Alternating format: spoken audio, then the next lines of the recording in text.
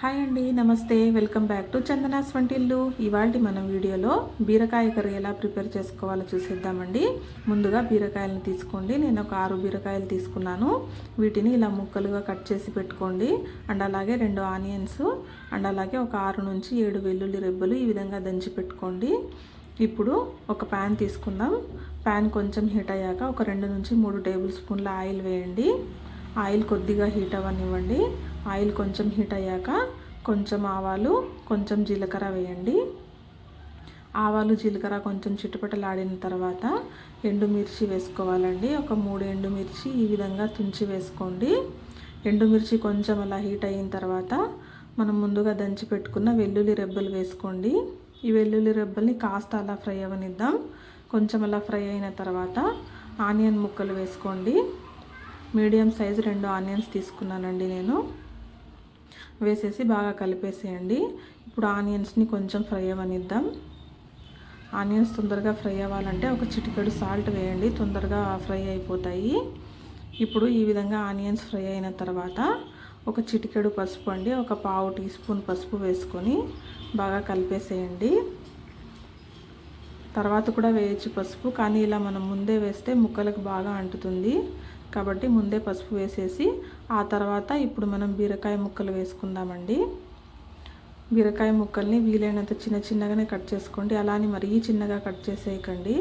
వీడియోలో చూపిస్తున్న విధంగా ఈ మాత్రం కట్ చేయండి. కట్ చేసి వీటిని బాగా కలిపేసేయండి. ఇప్పుడు మూత పెట్టేసి ఒక 10 నిమిషాల పాటు బాగా ఉడకనివ్వాలండి. మధ్య మధ్యలో ఇలా మూత తీస్తూ కలుపుతూ ఉండండి. మనం వాటర్ ఏం వేయలేదు చూడండి, బీరకాయలోని వాటరే మనకు రిలీజ్ అవుతుంది బాగా. దాంతోనే మనకు కర్రీ మొత్తం అయిపోతుంది.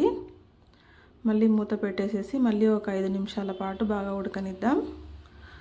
5 మినిట్స్ తర్వాత ఓపెన్ చేసి చూస్తే చూడండి ఈ విధంగా బాగా ఉడికిపోయినాయి బీరకాయ ముక్కలన్నీ. ఆల్మోస్ట్ ఉడికిపోయినాయండి. ఇంకా కొంచెం ఉడకాలి అన్నప్పుడు ఇప్పుడు మనం ఇందులోకి పౌడర్స్ వేసుకుందామండి. ముందుగా ఒక టేబుల్ స్పూన్ కారం పొడి వేసుకుందాం.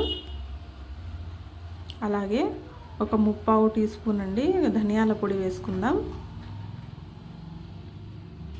అలాగే ఒక స్పూన్ సాల్ట్ అండి, నేను ఒక స్పూన్ పైన ఇంకొంచెం వేసాను. మీ టేస్ట్కి తగ్గట్టుగా చూసి వేసుకోండి.